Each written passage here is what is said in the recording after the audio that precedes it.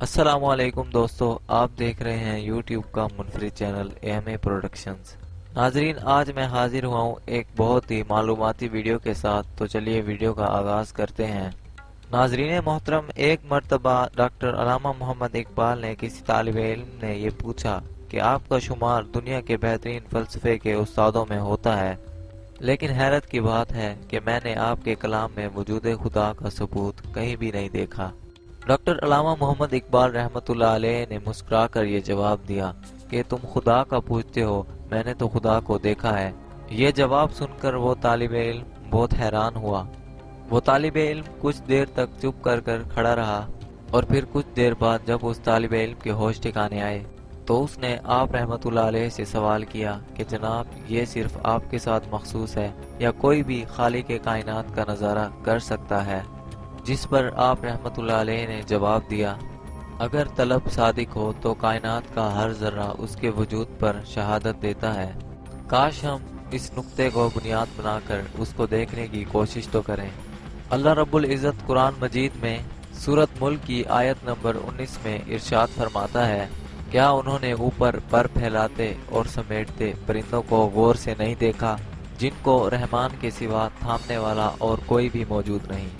ناظرین، یہ آیت تو قرآن مجید میں پرندوں کے حوالے سے ہے، لیکن یقین کریں کہ ہمارے سروں پر جو یہ بڑے بڑے پروں کے حامل ہوائی جہاز اڑتے ہیں، بڑے بڑے پروں پر مشتمل جہازوں کو فضا میں تھامنے والی ذات بھی اللہ تعالیٰ کی ہے۔ بے شک اللہ تعالیٰ ہر چیز پر قادر ہے۔ ناظرین محترم، انٹرنیشنل ایویشن ایجنسی کی ایک رپورٹ کے مطابق فضا میں 9748 جہاز بیک وقت پرواز پر ہوتے ہیں، جو کہ انسانوں سمیت لاکھوں اور ٹنوں وزن اٹھائے ایک منزل سے دوسری منزل کی جانب گامزن رہتے ہیں۔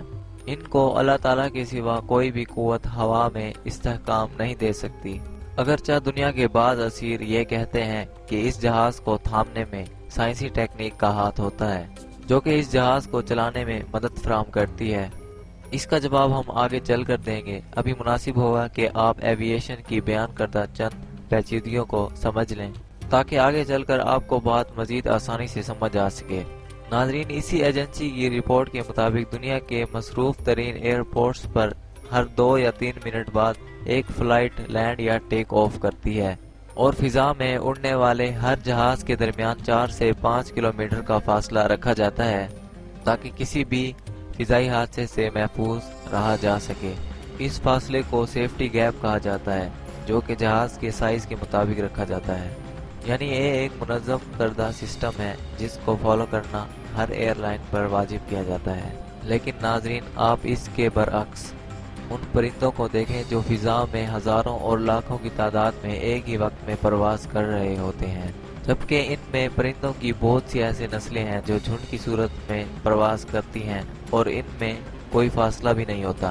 لیکن حیرت اس بات پر ہے کہ کبھی بھی وہ آپس میں نہیں ٹکراتے، بلکہ ان میں سے کچھ پرندے ایسے بھی ہیں جو موسمی تقاضوں کے پیش نظر ایک ملک سے دوسرے ملک کا سفر کرتے ہیں۔ ناظرین، یہاں پر آپ کے معلومات میں اضافے کے لیے یہ بات بھی لازمی ہے کہ کون سا پرندہ بغیر رکے کتنا طویل سفر کرنے کی صلاحیت رکھتا ہے۔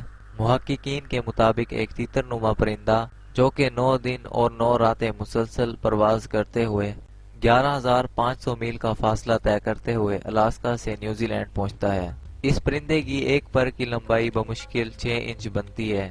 وہ پرندہ دریاؤں، پہاڑوں اور موسم کی سختیوں کو جھیلتے ہوئے سفر کرتا ہے۔ ماہرین کے مطابق اس پرندے کا آدھا دماغ دوران پرواز نیند میں مزے کرتا ہے، اور جبکہ باقی آدھا دماغ جاگ کر اپنے رخ کا تعین کرتا ہے، اور پھر دماغ کا پہلے والا حصہ جاگ کر رخ کا تعین کرتا ہے، اور پھر دوسرا حصہ آرام کرتا ہے۔ ناظرین، ہم ایک مرتبہ پھر قرآن پاک کی اس آیت کی طرف واپسی چلیں جس کی تفسیر میں علماء لکھتے ہیں کہ یہ مت گمان کرو کہ ان پرندوں کو ان کے پر ہوا میں تھامے رکھتے ہیں، یہ اللہ تعالیٰ کا فضل ہے جو مسلسل ان کی حفاظت کرتا ہے۔ اسی طرح یہ ہزاروں ٹن پر مشتمل جہاز، جس کے بارے میں ماہرین کی رائے یہ ہے کہ وہ صرف سائنسی ٹیکنیک کی بنیاد پر ہوا میں اڑتے ہیں۔ تاریخ ایسے واقعات سے بھری پڑی ہے جس میں لاتعداد ہوائی جہاز حادثات کا شکار ہو کر لاپتہ ہو چکے ہیں، لیکن اس کے مقابلے پرندوں کے معاملے میں ہم کوئی بھی ایسی مثال پیش نہ کر سکیں کہ جس میں پرندے آپس میں ٹکرا کر حادثات کا شکار ہوئے ہوں۔ ناظرین، یہ اللہ تعالیٰ کی وہ نشانیاں ہیں جس کو دیکھنے کے لیے تقویٰ کا ہونا لازمی ہے، اور یہ شرط اول ہے۔ بصورت دیگر اعتراضات کی اپنی ایک دنیا ہے۔